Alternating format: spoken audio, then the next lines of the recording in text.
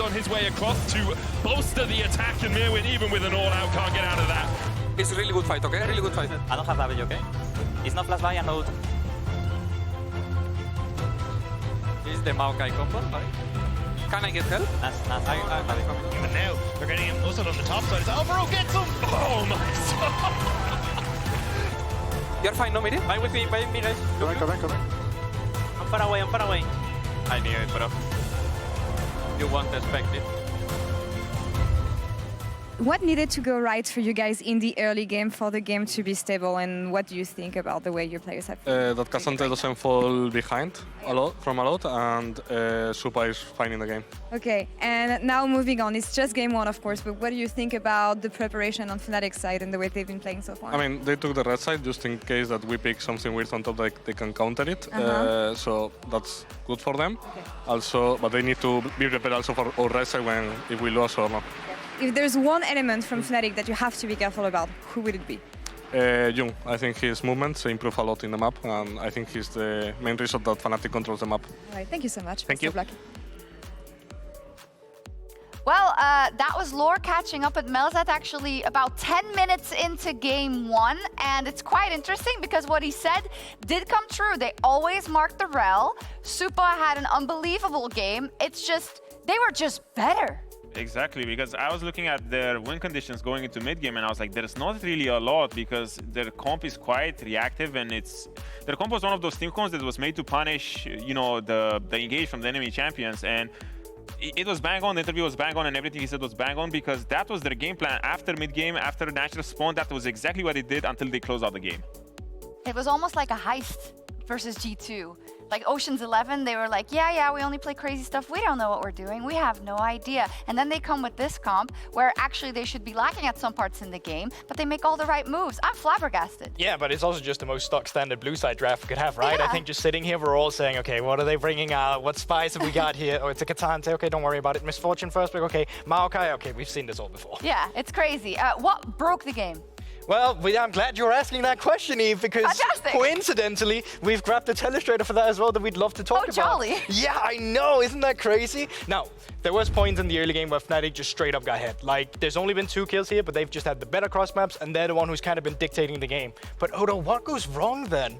Well, Fnatic does the typical Fnatic thing where they're just kind of skipping steps because they're just so hype about getting this vision and getting this set up for the national fight. And right now we see June, he's just so deep into enemy territories, and after that it's, you know, Corki and Jin are just stuck on the mid wave, and Mad Lions realize that they have a lot of time here and they have the numbers advantage. This has been kind of the story for the whole game from this point on. They just punish Fnatic just being a little bit ahead of the play. Yeah, but they're just so scattered as well, right? We can just kind of go back into teamfight as well and see how it all plays out again, because as you said yourself, they mark June in the beginning, Razork goes in, but they're all so scattered, right? They're coming on different fronts where it's just so much easier for all of MDK to play this because they're all together. And the most important part is just Supa, all by himself. Even the Vi ultimate, which is supposed to catch him off, not ever connecting, right? So I think this big lead, or well, just the lead in general that Fnatic got in the beginning, it kind of just all fell away here. Small question though, can you go back a little bit? Absolutely. Because I do see Oscar there. Oh, his ult wasn't up. Give me a second.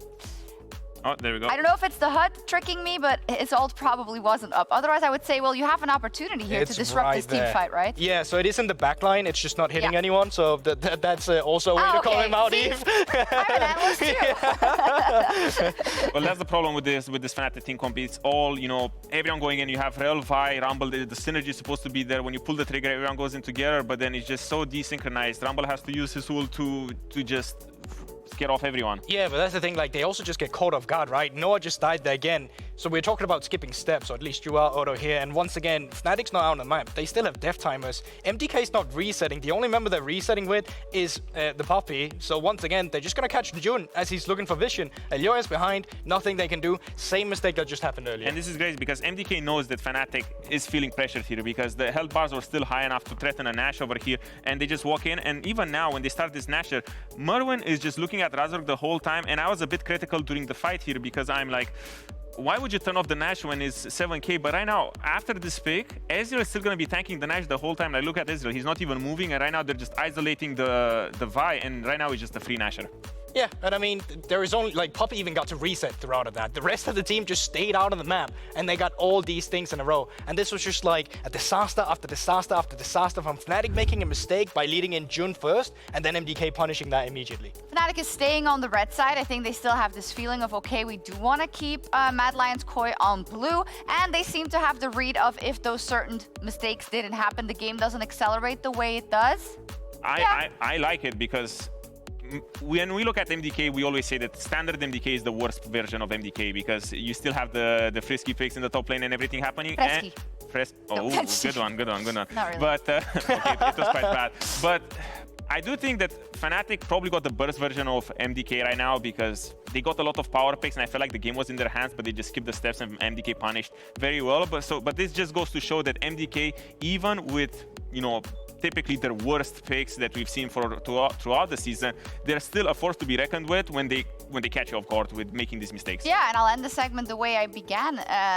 MDK were just better in game one, so we'll see how it evolves in the next one. Medic, over to you. Incredibly impressive stuff so far from MDK. Thank you very much, Analyst Desk. You're looking very wonderful and handsome and beautiful and all those other words today. Very demure. Very mindful. Yes. Unlike a blue-black magic deck, which is very demure. True. Yeah. You making fun of my outfit in a weird I Magic thought the it Gathering was. way? I know. It's just a joke. Feign ignorance now. I see how it is. Now, I will say there was some pre-game banter between the two teams. I feel MDK, if I was to surmise it, is quite confident.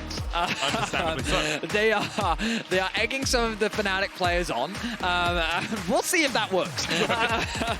So there's a bit of mind games going on, but MDK, they're going to stick with their same ban approach. They're going to target humanoids, and I would be surprised if we didn't see the Ashe. There it is once again. The Lilia Smolder coming out from Fnatic once more. Let's see if they'll stick to the same ban. This time around, they're going to ban the MFs. They're not going to allow that to come through. MDK, what will your first pick be this time around?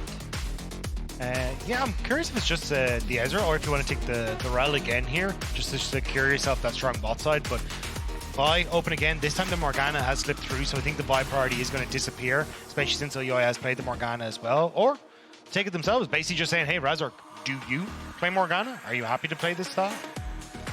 I also think Zeri is fine into it, you know, just champions that are very good into Separate the fight, basically. But also, like, when she dives in, you throw your ult. Yeah. Like, oh, bye. This kind of sucks for you now, doesn't it? But obviously, AP junglers have sort of fallen to the wayside a little bit more in favor of tank junglers. We may just see a Sejuani or even a Maokai come out from Fnatic, given that Corki likely to be the first pick. Corki Maokai is something that wins a lot in other regions, especially in the LPL. Ezreal alongside it, very powerful. So that, I mean, you don't need to pick the Maokai here because obviously the MF's already locked in. Yeah, I think that's the game plan, right? Is like, hey, we still get Maokai in this next rotation.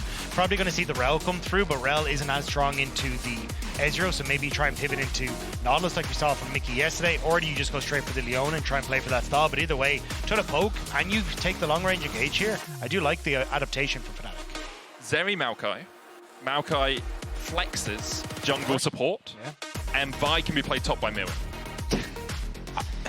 The funny thing is, I've actually seen... You would have said that to Lulu the other week. That's because Myrwn is already playing Zeri top. So. There is also some AD Vi mid that I have seen floating around, but I don't think we'll get it now. But it's just something that is kind of available. I told you. It was so funny on the podcast because we were asking, like, Supa was telling us, like, yeah, so when Zeri was locked in, I thought I was playing Zeri. Yep. And then out of my ears, I hear, yeah, I think Zeri top is good here. And then my coach agrees. Guess I'm not playing Zeri this game. Well, we still don't know. Could be Zeri top, could be Zeri AD, could be Zeri mid, Kai'Sa AD, could be Kai'Sa top. We haven't seen that yet, but... Could be Zeri jungle for all we know. We'll see that when it comes to it. Regardless, Fnatic is going to keep things stock standard. Honestly, I was expecting the Rakan from them.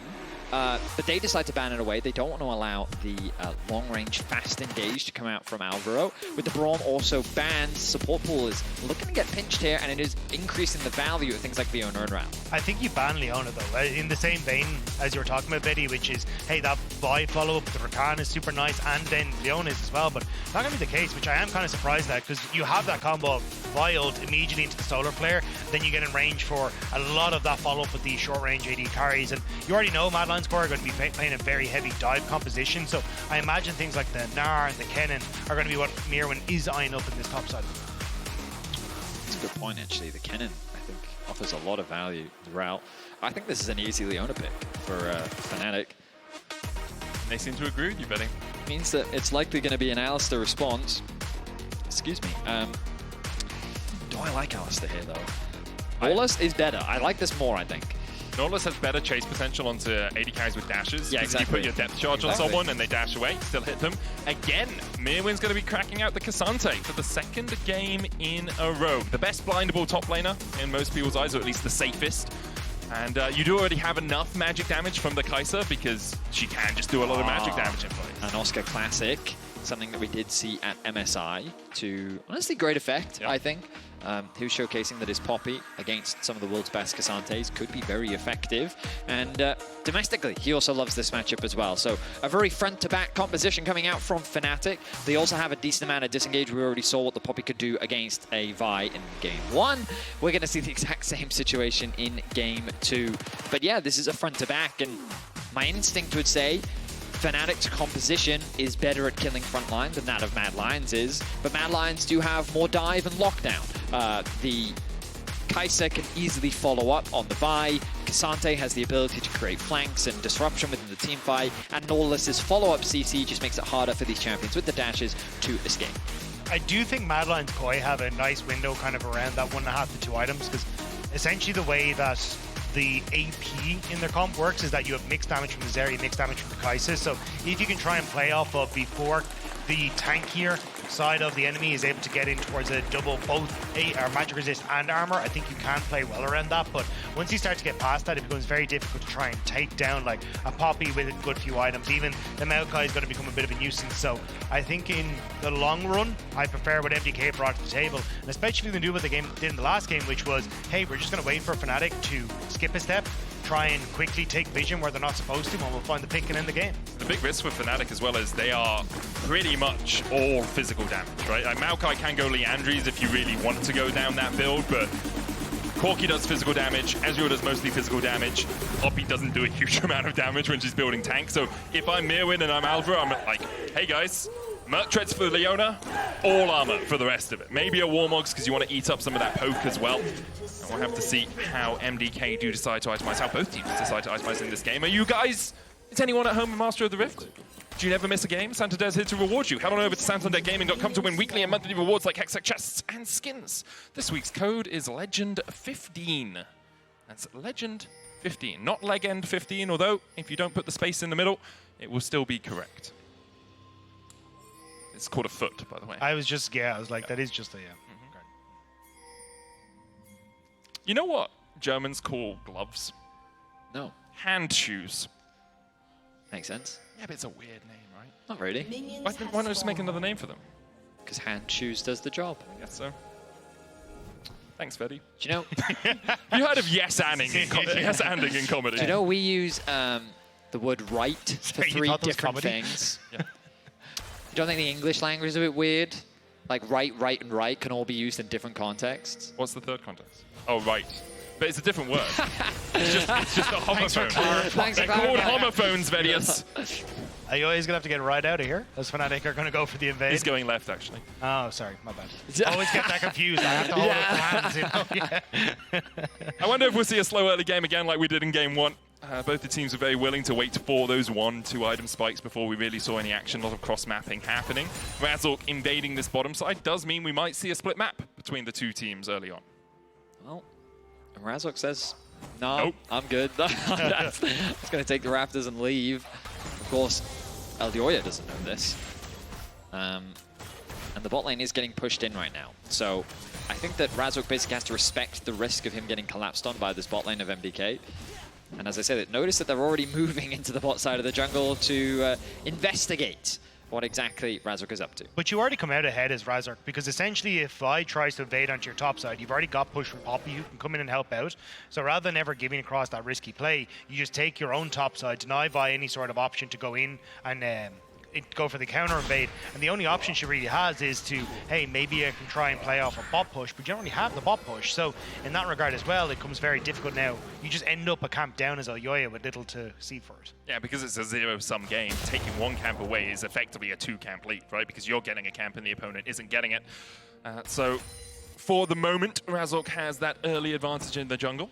Also, there's an opportunity here where you can, oh, that's not the button I wanted to hit, but you can essentially start to move in back down towards this bottom side of the map and then end up trying to contest Scuttle, which is why when you look at it, it's clear he's gone Raptors, Krugs, Red, and now can start to drift back down to this bottom side, use the fact Fnatic have pushed the bot lane and try and contest Scuttle as well, so may even be able to force Elyoya off of multiple camps here with the way Razork's played this early game. One of the benefits of playing Leona support is often the enemy AD carry has to take cleanse because they need that extra degree of safety if you lock them up for such a long time, which means when you are trading in these early 3v3s, you basically have the advantage of a bit of an extra health shield in the barrier for your own AD carry. Elyoya might look for a gank here. Razork's already working his way down through the river. He'll be on the Scuttle Crab. Will he realize that Elyoya is going bot? Flash forward from Alvaro into the hook. Noah flashes away and dashes too. Jun still has a flash of his own, puts the Ignite down, and Elyoya almost falling first. He does! Noah gets double buffs. And Supa and Alvaro can only stand and watch. The idea there for MDK was good, but the execution fumbles. They don't quite have the damage because they initially used a lot of tools to lock down Noah. He then flashes away to safety, and then when they turn their attention to Leona, you've got to remember that W makes her like a mini juggernaut. And I think the fact that Elyoya didn't try and flash over Jun onto Noah was the big difference maker, because Jun did a great job of positioning himself in between Noah and the oncoming Elyoya. Without that damage there and being able to lock down the Ezreal meant that, as you say, Betty, the W from Leona was just way too strong. You can't take her down. And it's a great turnaround from Fnatic. And again, you had that play already from Razork to cover bot Scuttle, so he's well ahead now of Elyoya. The bot lane of MDK is kind of crying a little bit right now. Double buffs Ezreal, who's gone back, got himself a Sheen and a Tear. He doesn't even need assistance in this lane. Jun can be all over the map wherever he wants to be, or he can just constantly be in that bot lane, pressuring Supa out of the lane, pushing him back. Looks like that's where he's going to path after opening up through the mid lane. Ultimately, not all doom and gloom, but as you rightly said, somewhat unfortunate. Dragon going to be started off by Fnatic, naturally, given the advantage that they've just garnered in the bot lane, 2 versus 2. The top side of the map continues to go in the favor of Oscar. He's been doing pretty well, being able to get that push and control, but now he has to concede some of that pressure, knowing that his jungler is on the bot side of the map. I wonder if Fnatic will consider another dive. I say another dive, they didn't dive in the first place. Consider a dive, rather. Given that they do have this stacked wave here, they do have the double buff. But it looks like for the time being, yeah, no. With the recall of Razork, clearly that is not on their agenda. He's trying to steal away some camps on the top side, making sure that he can at least close the gap onto Razork, because Razork only just reset. Did have a nice back, being able to pick up the ashes there, but still, I think... oh, Noah. He's still got barrier. Okay. Yeah. I feel like Alvaro must have used his hook, and we didn't see it. Yeah. Because that was... I was like, you're going to die. It's probably a hook into him buffering, you know, Arcane Shift away into still being quite close, you know. Noah able to go over, get the honey fruits for himself. I'm interested in Supa's build this game. He's gone for a Vamp Scepter early on. Blade of the Ruin King, perhaps, to try and get through those tanks that we're seeing on the side of Fnatic. And we saw this adaptation yesterday from Hansam as well. A lot of people, the reason you are going and seeing Static Shiv a lot in this meta is because of how much mid-push influences the rest of the map.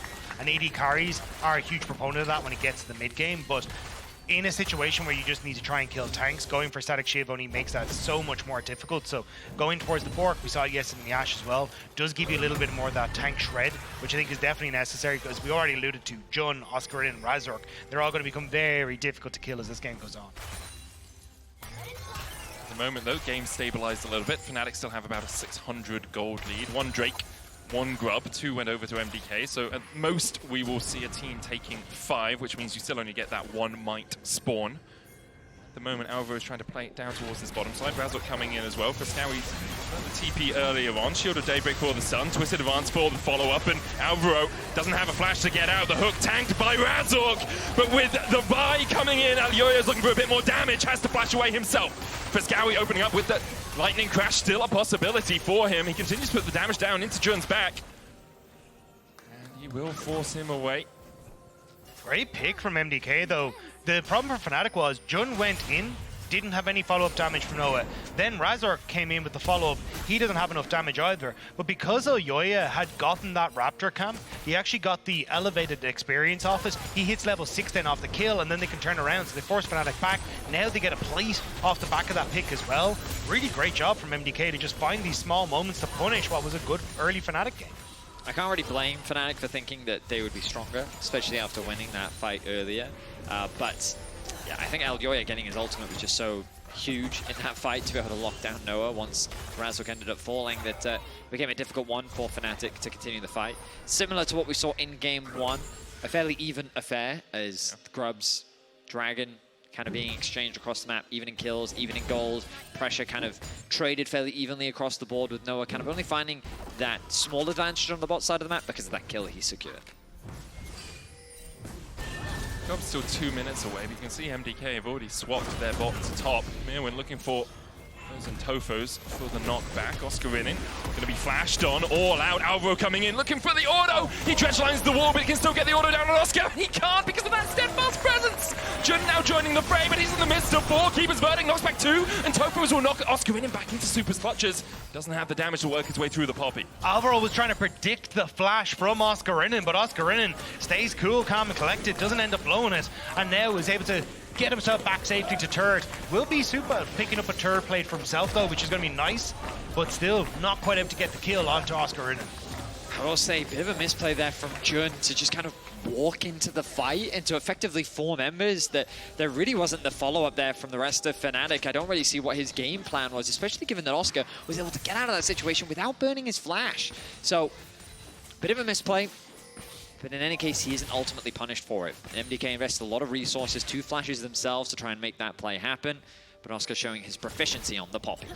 And that's kind of been the uncharacteristic mistakes we started to see creep into Jun's gameplay, where he was so stellar, especially, you know, as he started to come into summer and things like the Renata and these kind of picks. But some of these engages, we saw it in the summer finals, seen a little bit here as well, are a little bit questionable. So we'll have to wait and see how he starts to pick things up as this goes on, because he's such a crucial proponent of Fnatic here. I think he needs to take his foot off the gas pedal just a little bit and wait for the positioning from the rest of his team to be there before he goes in. Oscar does have the flash advantage here. Both of them trading grass procs in the bot lane. Grub's up in 10 seconds time. About the same for Drake. Looks like it might be a battle over the Scuttle Crab. With Myrwn having the push, Elyoya will open up on it. Razork can look for the steal, but with the Crab walking in the opposite direction, it will be very hard for him to get in there and take away that Scuttle. Fnatic should consider going for a Grubs right now. They have Humanoid gaining access to the top rivet. Yeah, and I think that's exactly what's going to happen. Smart play from Fnatic. They want that plate, and they're going to be able to get it as well for Noah. But this should bring them to 4 Grubs. It will be even in Dragons. We'll see which one we get. My instinct is it's going to be a Chem Soul. Don't ask me why. It's just what my gut is telling me. Cloudy with a chance of meatballs, Vedi. What are you saying, Dagda? Infernal. Yeah, okay, bro. Okay. Hey, you didn't ask me quick enough. That's what I meant. All right, are they going to threaten a dive here? Yes, they are. TP coming in from Fnatic. Counter TP out by MDK. Super able to supercharge his way out. Solar Flare. And the damage on Alvaro is huge. Ignite ticks on him. Jun takes the kill. Fresskowy under the turret now. 1 minion left. Twisted Advance, Lightning Crash coming out as well, but with the Zenith Blade follow-up, there's not really much Fresskowy could do. Jun will die to Supa. A 2-for-1 exchange in the top lane. Oscar has to dash away, still has the flash. The cease and desist will chase him down. Myrwn going in.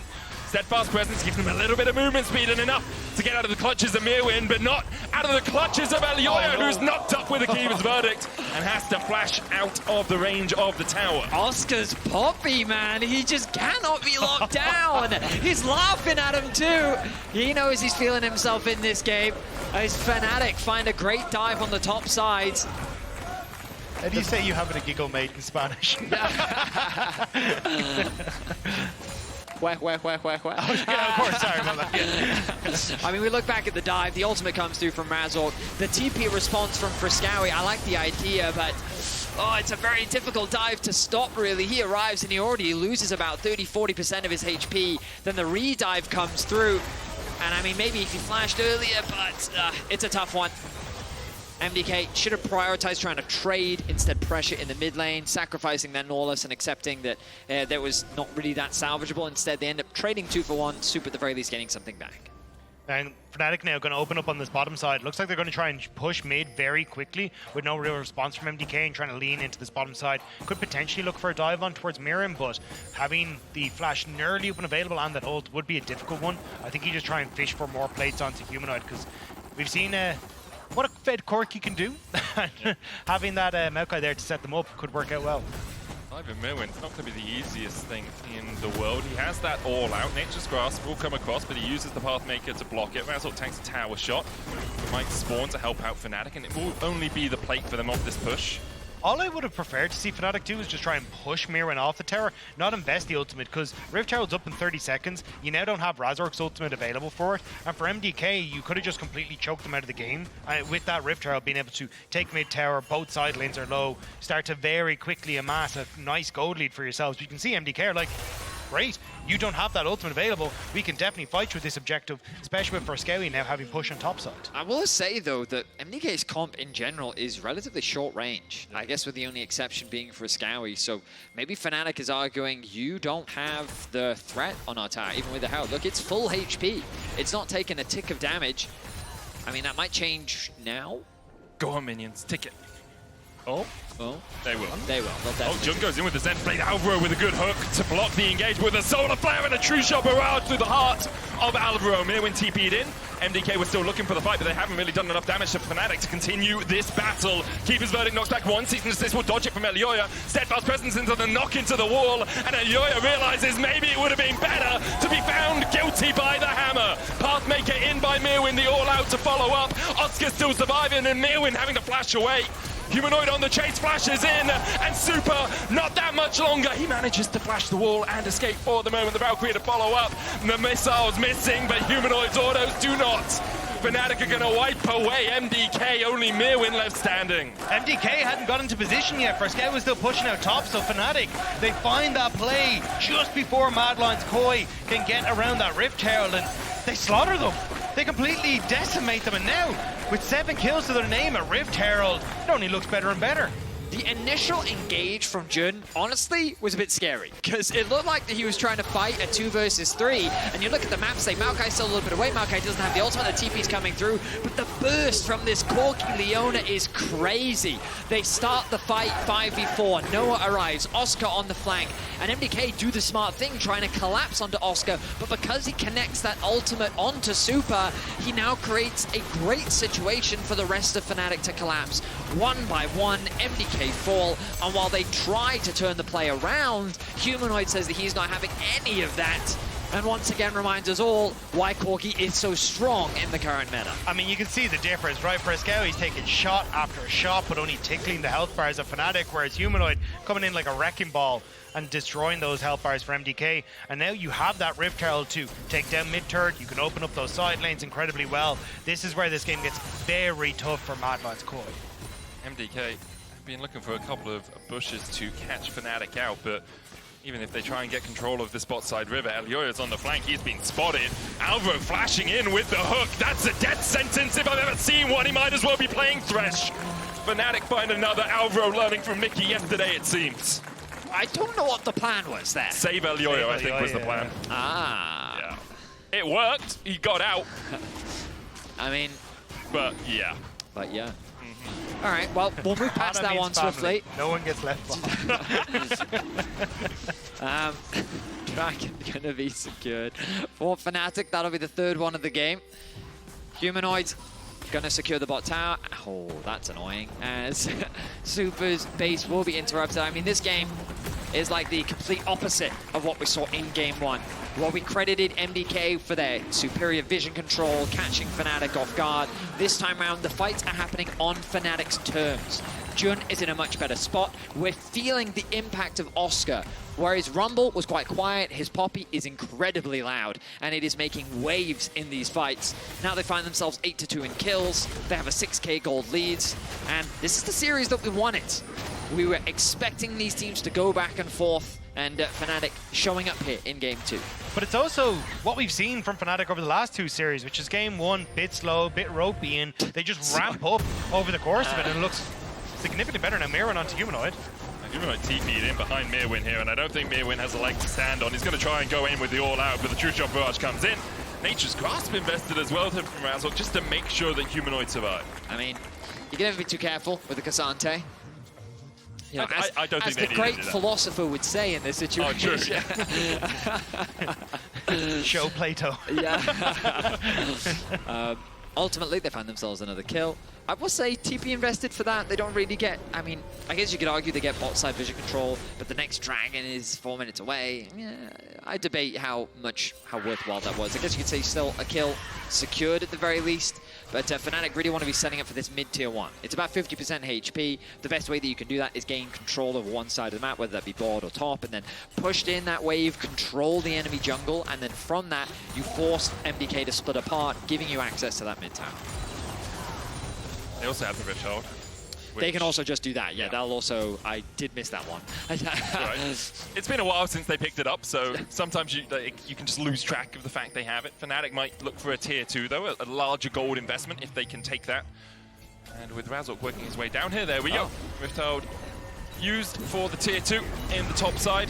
Does get you more gold, but with how far they backed off, I'm not sure the Rift Hold even needs to charge in. They will lose a tier 1 on bot side for it, alongside it an objective bounty, but I don't think they mind too much considering they're 7,000 gold ahead. Usually I'm a little bit hesitant about using Rift Child for tier 2, but I think when you can use Maokai Ultimate to zone across here and just end up in a position that makes it really tough to defend the tier 1, I think you're in a good spot as Fnatic.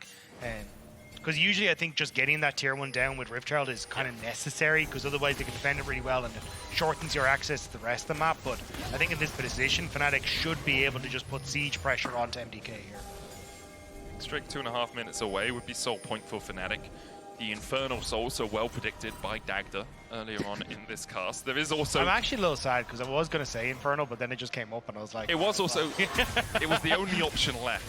Yeah, that's what I was going to say. There's a Baron up as well. Fnatic have that topside vision. You can see a slew of wards, control and 3 normals towards that blue buff of MDK. So if they want to play for that, they can. Double AD carries, Mana Mune's fully stacked up to those Myrwn Manas. Would go down relatively quickly, I think. And Razork has gone that Leandries as well for a bit more magic damage on those objectives. I'm kind of in 2 minds here about how Fnatic should try and play this forward. I think there is a world where you just keep Oscarinin on the top side because he has teleport advantage and you play for the dragon. You could also just leverage the fact you've already gotten 2 of these dragons and say, hey, instead we are just going to swap Humanoid top side, try and play for push on top into mid tower, but with the position on the map right now, I think Fnatic have been a little bit late to try and go for that ladder play, so it looks like it will be just a case of, okay, look for the quick reset, try and get back out onto the map, try and establish vision on this bottom side, and then look for a dragon. I think at the moment they're just making sure that MDK aren't trying to pull anything sneaky at Baron as they go for the dragon in a minute's time. Just hope that Fnatic don't get impatient. Yeah. Because we've seen them with leads before, and we've seen them throw them many times. This could be a situation like Dagda was talking about, where they could just throw the Maokai ultimate. They've decided not to do it this time around. I guess their priority is probably the dragon in a minute's time, which is something they're likely saving it for. As well, Fnatic just haven't pushed their side lanes in, so there's no real need for MDK to ever leave this mid tower. You can see at least now, Fresskowy's going down, going to clear out that bottom wave, but as for the moment, sure, MDK can just continue to push here, but Fnatic now grouping up again. I'm afraid Fresskowy gone to bot side, they will actually just get a moment. Yeah, I mean, I guess that's your other option. You just play the war of attrition and rely on the fact that you have better poke than what MDK have. And we talked about their range earlier. You know, stepping up to that wave proved devastating for Supa, and now he's forced to back. Fnatic gain control over the bot side jungle. And now they can use this to push in bot lane and set up for the dragon spawning in 7 seconds. Ultimately, calm, patient play, which is exactly what we wanted to see from Fnatic. And part of the problem for MDK in withstanding that siege is Alvaro hasn't got his Warmogs yet because they've only got 1 tower so far. They didn't pick up a huge amount of plates in the early game, so he hasn't had that passive support income that really bolsters you to that first item.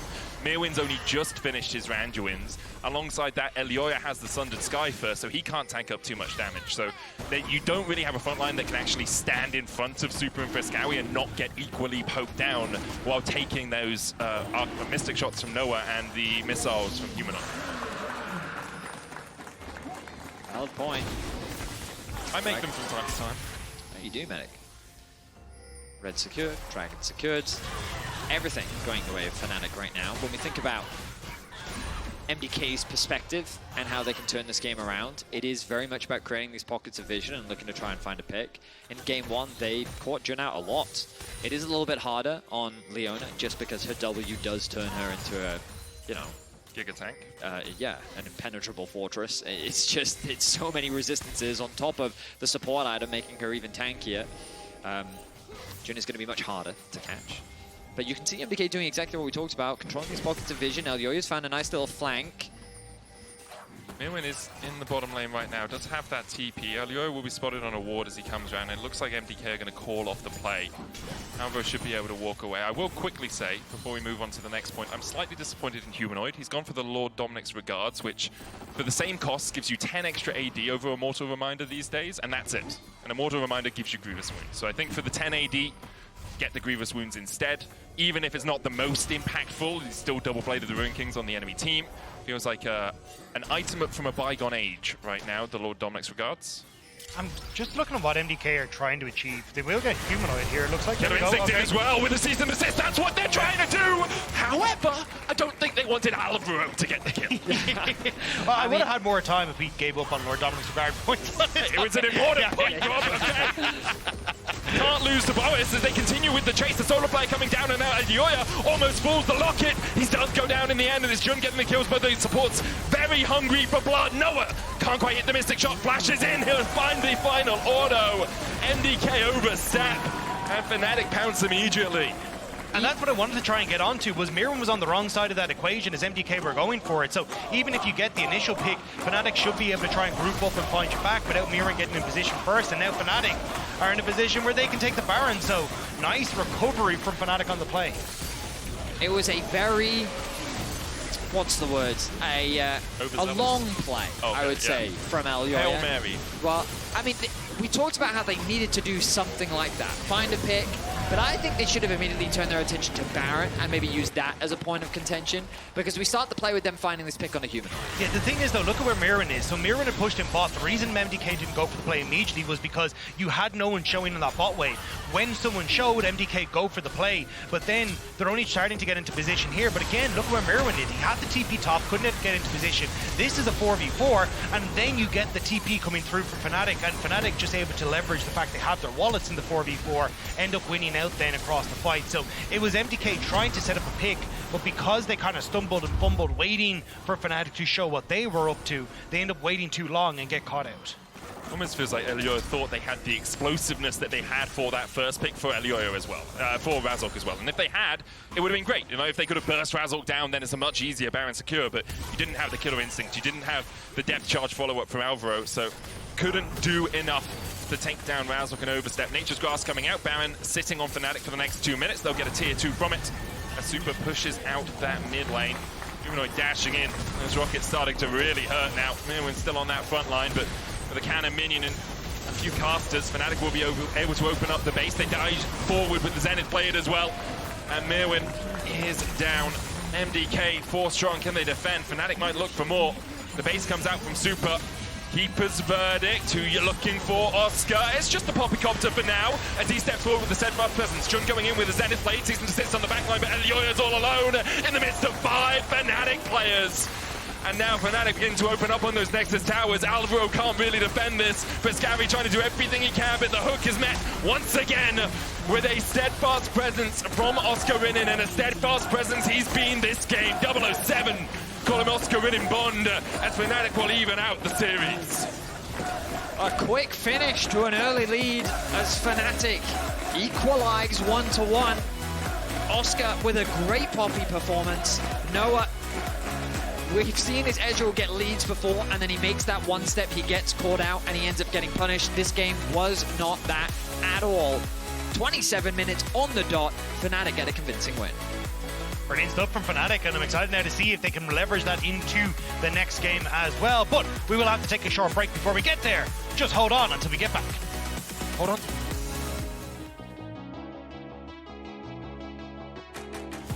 I think they've been already in a big arena, so I'm not really scared or anything. I think they will enjoy it a lot, so I'm really happy. I think it will be a really great experience for all of us. Everywhere I went, regarding to my career, you just feel like you miss out so many things, but still, you get this experience. So it feels really rewarding to get these kind of wins. Fresskowy waiting around the corner, lands the charm onto Caps. G2 in a 4v5 have to find a way to fight back, but Elyoya will not give them that opportunity. For the first time in 2024, Mad Lions Koi will take a series off G2. I'm pretty sure they are just gonna be saying that G2 trolled, that that's not the actual G2, that G2 just had a bad series. At the end of the day, we beat them, so it would be an immense upset for everyone if we beat ADC team and we win the LEC Finals.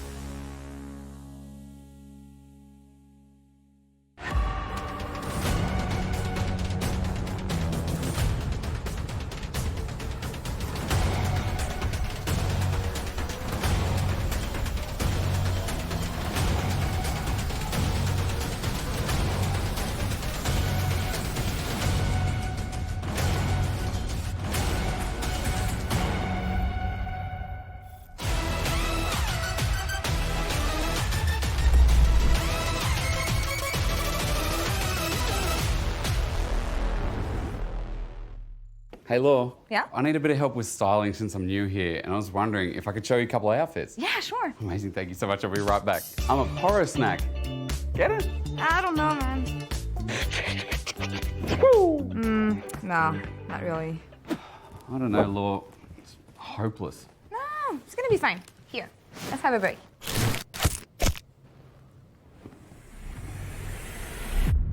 Even the biggest champ needs a break. Back to the drawing board then, I guess.